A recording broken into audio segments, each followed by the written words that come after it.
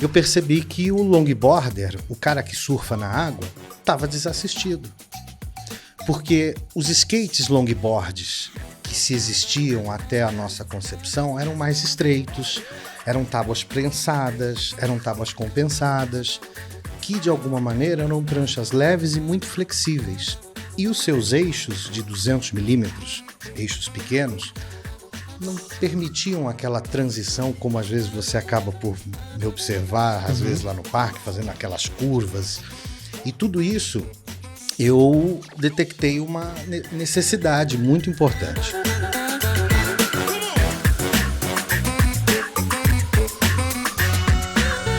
Olha lá, mais um assunto fantástico e dessa vez é uma coisa que eu não domino, não sei nada, então eu vou com certeza aprender muita coisa nesse bate-papo aqui. Eu tô com o Moa e a gente vai conversar sobre surf e skate longboard. E aí, Moa, tudo bem? Fernando, muito boa tarde, muito obrigado aí pelo convite, na oportunidade da gente vir falar daquilo que eu mais amo, que é o longboard, só que vai misturar surf e skate ao mesmo tempo. Não, fantástico. Olha, primeiro eu queria te agradecer por você ter aceitado o meu convite, vindo até aqui e compartilhar um conteúdo super relevante para o pessoal que acompanha aqui o canal. Então, obrigado, viu? Não, a honra é toda minha de estar participando e podendo falar um pouquinho disso. Moa, para a gente começar nosso bate-papo, é melhor você ser uma pessoa equilibrada ou uma pessoa forte? Olha, uma boa pergunta, mas eu considero que o equilíbrio ainda é a função mais importante. Para a vida ou... Para tudo, para tudo. Eu acho que o caminho do equilíbrio hoje nos dá a certeza e a continuidade da manutenção. Às vezes, muita força, muita resistência, demasiado em vão. Cara, e eu tô perguntando isso, né? Até porque... Bom, a gente vira e mexe se encontra ali no Parque da Independência, ali na região do Museu do Ipiranga, porque eu faço caminhada lá todo dia, né? E aí vejo o Moa ou tá treinando ou tá dando aula para alguém, alguma coisa do tipo. E eu vejo também outras pessoas andando com longboard ou skate. E, cara, eu já fiz algumas vezes exercício de equilíbrio. E às vezes você vê uma pessoa se equilibrando lá, você não dá nada. Mas, cara, como cansa? Sim, sim. Olha, hoje, depois de alguns anos, né, a gente criou algumas métricas no nosso trabalho e nossa atividade hoje, em níveis iniciantes até avançados, gera um gasto calórico entre 500 a 700 calorias por 1 hora de simulação. Uau. Lembrando que eu faço todo um preparo, um trabalho de base, onde nós treinamos muito força, resistência e principalmente a questão do equilíbrio. Então, todo esse processo de manutenção do próprio... Que, na realidade, Fernando, é um desequilíbrio dentro do processo do equilíbrio. Porque a prancha, né, o simulador, está em deslocamento. Então, você tem que, dentro de todo esse processo, o desequilíbrio ele é certo. Então, você tem que criar cognições. De alguma maneira, eu faço essa brincadeira com os meus alunos, que você está entrando numa nave e tem que ligar todos os instrumentos. E quais seriam todos esses instrumentos? Pé, joelho, cintura, abdômen, campo de visão, a escápula, o controle dos braços. Então, é uma verdadeira, digamos assim, sensorização do seu corpo dentro de um movimento, que a partir do momento que começa a repetir, que eu acho que é essa a máxima, né? A repetição faz marca até na pedra. Então, repetição, repetição, repetição, o aluno começa a se sentir mais à vontade, e aí, dentro das nossas teorias, eu adotei 2 animais que fazem muita menção a todo o estilo que um longboard traz. A leveza de uma águia, bem como a sua agilidade e precisão, e a elegância de um gato, né? Então, quando o aluno começa a descolar, a decolar, eu falo que eu faço o processo da águia, que aí nós soltamos. E ao pouco, antes que ele se torne a águia, ele passa por todo o processo da leveza do gato, para que ele, de alguma maneira, consiga transcender esse movimento, ganhar a maturidade da consciência corporal, porque nada mais que isso. Memória muscular todos já temos, né? Pessoas às vezes confundem. Não, porque já tem que ter memória muscular. Não, memória muscular você já tem desde que você andou. Você aprendeu a andar, já tem memória muscular. Entretanto, o que desencadeia uma melhor condição é realmente a consciência corporal. E isso, os treinos, há toda uma metodologia que envolve esse conceito, né? Eu desenvolvi 7 módulos que são distribuídos de forma de 4 em 4 aulas, cada módulo. Então, a gente evolui com cada atleta ao seu momento, respeitando principalmente o seu fator segurança, né? Porque eu acho que nessa atividade a gente surfa a 5 centímetros dos corais de petróleo, né? Então, eu tenho que incidir muita segurança em toda atividade e, dependendo do aluno, se, por exemplo, pegamos uma manhã com todos os iniciantes, eu corro 3.000 metros durante uma aula com um aluno, depois da segunda aula mais 3.000 metros e a gente vai. E, na realidade, para mim isso é um prazer, né? Porque atribuir segurança, atribuir diversão, porque é uma pausa dentro de todo esse movimento que a cidade nos impõe, né? E a grande sacada é você poder trazer um pouquinho de aspectos de praia, surf dentro da própria cidade, né? Isso eu acho que é uma grande sacada. Acima de tudo, às vezes a gente nem tem atletas profissionais, são atletas iniciantes, já trabalhei com profissionais também, mas facilitar a vida daquele que quer surfar com mais precisão. Eu acho que é uma missão que eu me incumbi de tudo isso. E nesse processo todo, Fernando, a pandemia me trouxe um outro ofício, que foi a fabricação desses próprios equipamentos. Então, o ano de 2020 foi, de alguma maneira, uma grande revolução, onde eu já tinha comigo algumas coisas de sempre fazer minhas pranchas, de dar palpite na hora de desenhar e de fazer o outline. E com a concepção da Moa Longboards, né, quando tudo começa, eu passo a fazer um trabalho que eu nem sabia que era tão prazeroso. E você passa a realizar sonhos, né, porque o camarada, ou a camarada, quando escolhe um equipamento conosco, às vezes, ou pode ser customizado, ou pode ser do nosso catálogo, mas, entretanto, é um sonho que você está realizando, porque muitas vezes eu percebo que essa questão do sonho de surfar é algo que todo mundo, de alguma maneira, teve quando pequeno. Não sei, o surf ele mexe muito com a cabeça da gente, né? Eu falo que o surf ele é tão influente que as bermudas ditam moda. Se você parar para pensar, tem bermuda de surf até na cadeia, né? O cara está lá, preso com bermuda de surf. Então, a gente tem uma influência muito, muito grande. Então, quando eu penso nessa forma de trazer o surf para aquele que um dia... Puxa, mas olha, ele está no asfalto, ele não está na água. Pode ser mais fácil, embora é o que parece, mas não é, mas... com segurança, com acolhimento, tudo é possível e as coisas começam a se transformar. E aí você passa a ver que, além de trabalhar com a madeira, você está trabalhando com um produto, né, responsável, com georreferenciamento. Entretanto, tem vida. Uhum. E uma parte de mim vai com essas pranchas, porque aí tem toda uma concepção, né? Nós passamos a produzi-las como se fossem as pranchas de surf, com fibra de vidro, resina. Os trucks não inventei a roda, né? Não estou aqui para inventar a roda, mas foi uma adaptação que uma antiga empresa deixou um mar azul no mercado. Eles acabaram por mudar de segmento e eu falei, opa, peraí, eu acho que temos uma grande oportunidade de difundir uma modalidade nova dentro da família do skate, que é o long surf skate. E aí, rapaz, fomos. 2020 começa essa história, a sala de shape, desafios de mexer com a Regina, né? A gente brinca da Regina, porque nos primeiros momentos lidar com ela não era fácil. Já cheguei quase a chegar colado em casa de tanta bobagem que fizemos. Hoje não existe mais esses causos, né, do passado, mas tudo faz parte do amadurecimento. E assim, no ano de 2021, chego na Europa pela primeira vez com nossas pranchas através do convite de um grande atleta amigo meu, Eduardo Bagé. Ele, inclusive, não tem nem o que dizer, na época falou, Moa, traz isso aqui para cá porque o pessoal vai ficar maluco. E, na ocasião, fomos para a praia de Biarritz, paramos a parada. tinha o castelo de Emílio Napoleão, a mulher do Napoleão, que ele construiu para ela, a coisa mais linda, à beira da praia, e um grupo de turistas ali a conhecer e pegar todas as informações do guia. E eu e Bagé e o filho dele andando lá fora, quando de repente todo o pessoal vendo as informações lá, vão para fora do castelo e passam a filmar-nos.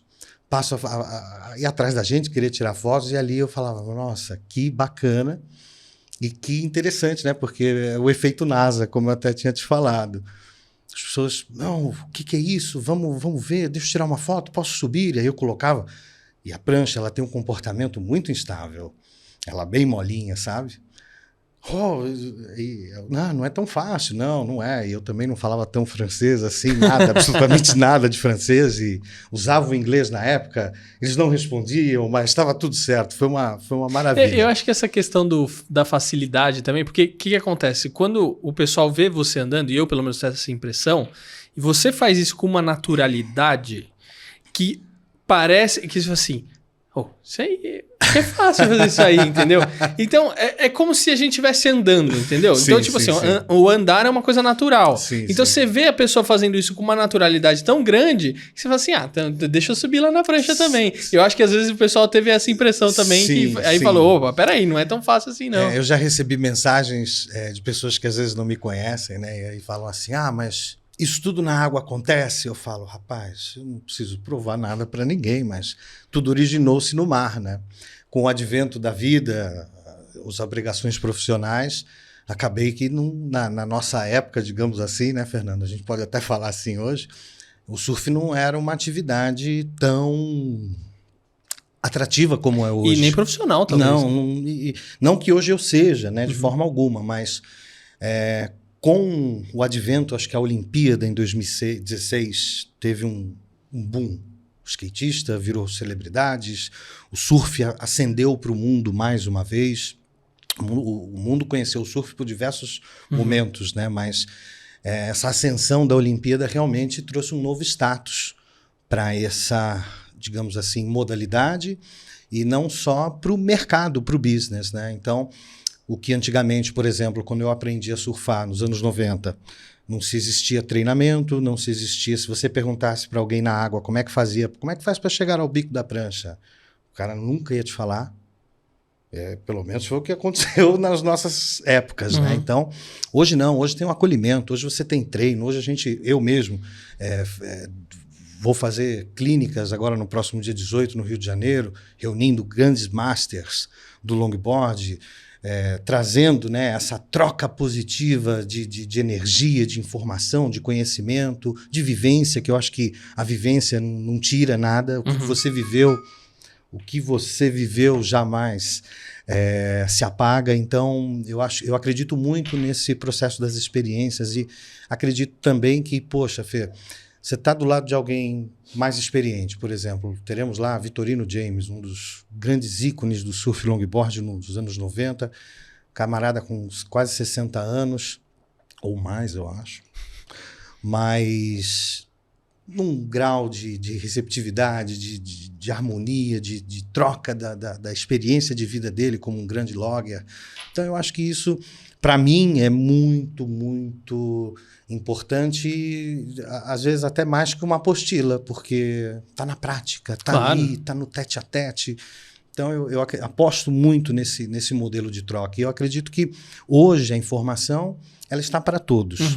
E aquele que hoje consegue condensar, acolher e, de alguma maneira, trabalhar com verdade, né? Porque a gente sabe que tem muitas enganações aí, mas, entretanto, eu acho que as coisas fluem, né? Eu acho que nenhum esforço, seja ele aquele que seja de bom grado, com dedicação, com entrega, e não estou falando de grana, tá? De recompensa, não. Estou falando de valores mesmo, que são coisas que realmente nos trazem como pessoas melhores, e nesse processo de multiplicar conhecimento, que seja habilidades, é uma responsa, né, cara? Claro. Porque são vidas querendo realizar sonhos, e de alguma maneira tudo envolve uma única coisa, né? A ação, o respeito, a conexão com a pessoa ali e a confiança, porque a partir do momento que você se sente confiante, eu mesmo, às vezes as pessoas me perguntam, pô, mas como é que você fez aquilo? Eu falo, puta, eu não sei, eu tô tão confiante. Lógico, treinei bastante também, né? Essa questão dos treinos é algo que eu tenho muita responsabilidade, eu tenho uma disciplina de treino diária muito forte. Antes das minhas aulas, eu sempre treino pelo menos meia hora, 1 hora, dependendo, às vezes, se eu perco um pouquinho o timing, eu acabo treinando sempre meia hora todos os dias, mas faço o trabalho de fortalecimento.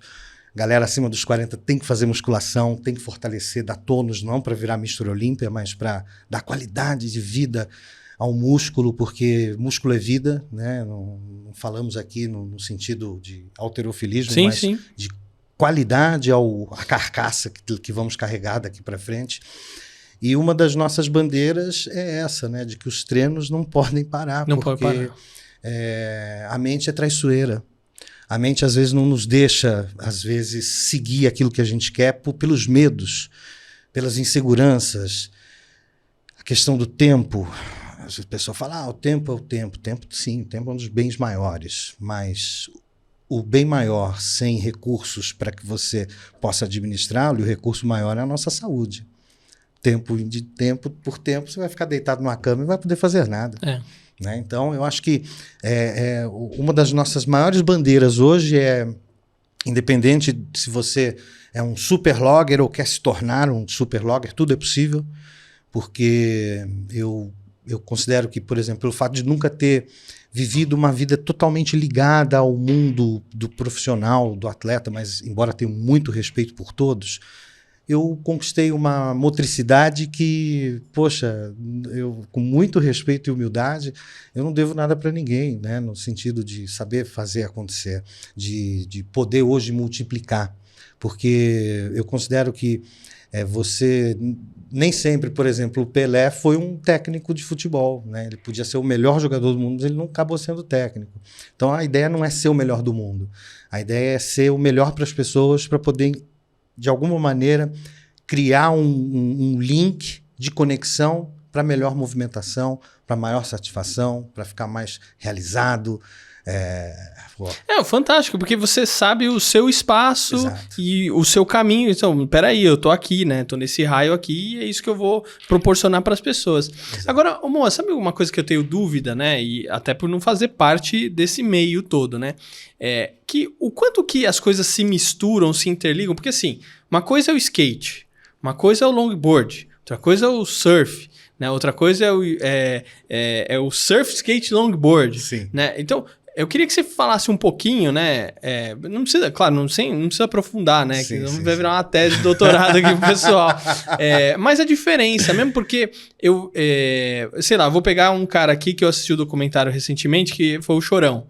Né? E ele era apaixonado por skate. Total. Né? Só que também, às vezes quem gosta de skate também curte surf. Absoluto. São, digamos assim, o skate surgiu na necessidade dos dias flats. Ou seja, quando não tinha onda, o pessoal lá na Califórnia, nos primórdios, invadiam as mansões, tiravam os truques dos patins das meninas e dos rapazes na época para colocar nas tábuas rudimentares que eles serravam, às vezes até das portas, para fazer os primeiros skates. Então o skate ele surge dessa necessidade.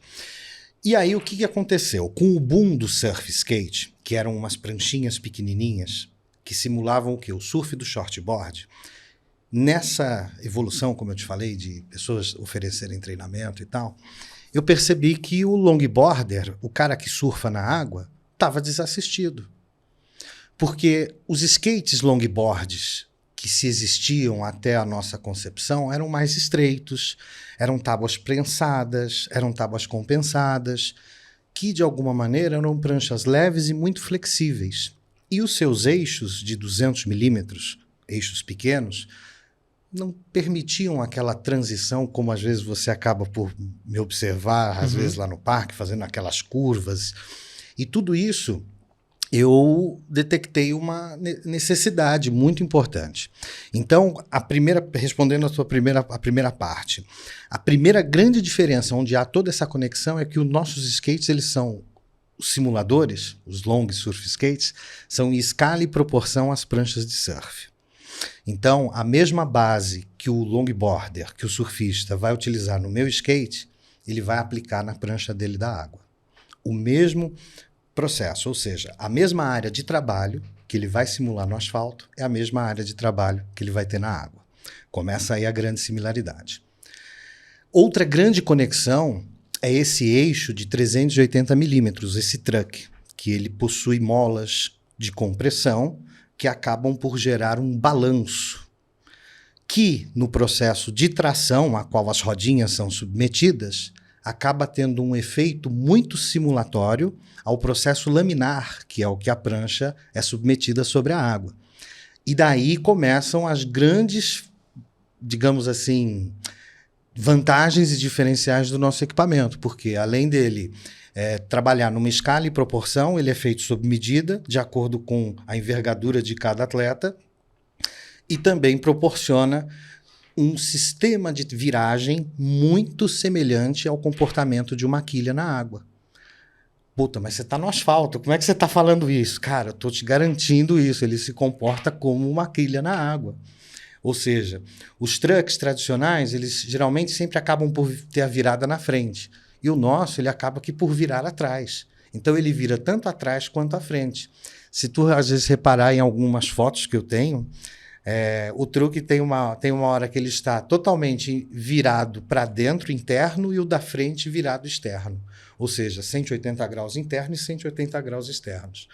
Então, ele tem um grande diferencial que é proporcionar essa sensação. E existe uma outra coisa, Fernando, até hoje, não teve um que não subiu em cima da nossa prancha e não sorriu.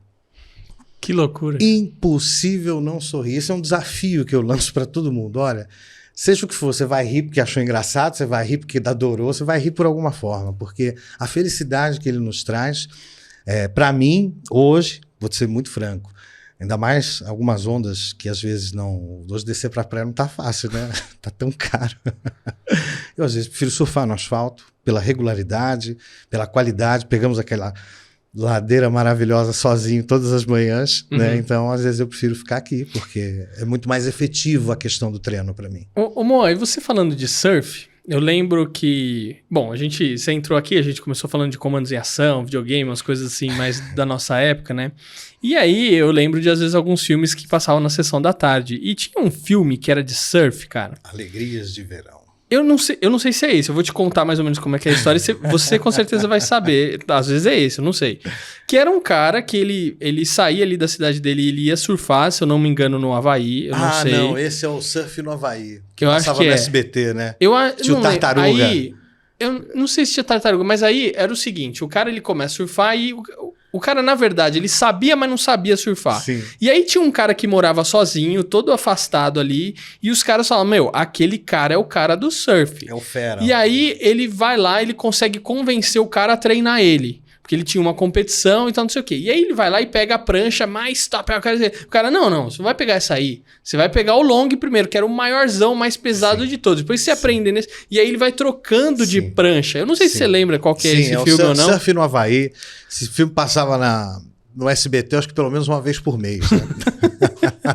Cara, eu gostava. Eu adorava. Eu achava muito legal esse... Era um alemãozinho, né? Que no final acabava surpreendendo todo mundo. Hoje esse alemãozinho, chamado Laird Hamilton, um dos maiores watermans do mundo. Cara, referência. Que loucura. Eu sou encantado pela trajetória e vida dele. E esse filme foi emblemático. Esse filme é talvez uma das grandes sessões da tarde que nós assistimos. Total. Entretanto, esse processo a qual ele foi submetido, de começar com a prancha grande e ir migrando, é uma das possibilidades que o surf oferece. Entretanto, eu como sou de uma escola de longboard clássico, a gente para no longboard mesmo. E eu, quanto maior a prancha, melhor. Lógico, a prancha ideal, a prancha bem feita, mas, por exemplo, os longboarders, eles sempre vão surfar com pranchas 9 pés até 13 pés. Eu já tenho até um grande amigo, né, Carbone, fez uma 13 pés. Eu tenho uma 11 minha particular. Entretanto, eu acredito que o surf não tem limites. Tem atletas de alta performance, como os atletas olímpicos, que surfam com pranchas 5.0, 5.2. Isso corresponde a aproximadamente prancha de 1,60 m, 1,70 m. São pranchinhas muito pequenas, mas muito pequenas. Eu, particularmente, gosto das acima de 2,75, né? Então, como logger e bem praticante da escola clássica, a gente gosta da prancha pesada. Tem até um outro slogan, né? Que é a prancha pesada, vida leve. Né? Então, a gente gosta das pranchas um pouco mais parrudas, para que o surf tenha aquela linha mais clássica mesmo, né? Que é um pouco mais smooth effect. O Juscelino mandou aqui, que é, pai? O Tudo por um Sonho? Eu acho que é essa daí. Mas esse filme é recente, Tudo por um Sonho é 2012. Os outros, esse aí, outro é bem mais antigo. Esse é dos anos 80. Surf no Havaí, se não me falha a memória, o nome brasileiro que falava aqui. 1987, isso mesmo. Surf no Havaí. Surf no Havaí. É isso aí, tanto que ele... É esse aqui, ó. Tanto que ele apanha dos locais lá, porque ele começa a namorar uma mina de lá e tal, e dá uma treta. Mas esse filme é fantástico. Ele é bom, esse filme é muito bom. Ô Mo, agora pra gente fechar, nosso papo tá muito bom. Você tem muito conteúdo pra compartilhar, cara. E isso é uma coisa assim que a gente vai falando, né, cara? Não tem fim. O que você prefere, água ou asfalto? Olha, alguns momentos, principalmente do verão, eu prefiro asfalto, porque as ondas não ajudam muito. Mas todo esse dinamismo e tudo isso foi para facilitar o meu surf. E no segundo momento, passou a facilitar a vida de outras pessoas. E quando eu fui ver, eu perdi o controle. Fantástico. Moa, para o pessoal que está acompanhando aqui nossa entrevista, nosso bate-papo, como é que eles podem fazer para te acompanhar nas redes sociais? @moalongboarder. Depois tem @escola_de_longboard_ clássico. Escola de longboard clássico. Obrigado mais uma vez. Eu que agradeço muito. Compartilhar um conteúdo super relevante pro pessoal que acompanha aqui o canal. Obrigado. Muito obrigado. Quero só deixar um grande abraço aí pro meu primo Dojão. Quero deixar também um grande abraço pro nosso mestre Faganello, que também é um camarada que fez essa ligação aqui para nós também estarmos cá. E também um grande beijo para minha esposa, que sem ela nada seria possível também. Um grande abraço a todos. Muito obrigado pela oportunidade. Obrigado. E olha, você que nos acompanhou até aqui, não esquece aí de deixar o seu like, o seu comentário, se inscrever no canal e olha, acompanhar o Moa aí em todas as redes sociais que ele deixou aqui. Eu vejo você no próximo episódio. Até a próxima. Tchau. Valeu, Moa. Abraço.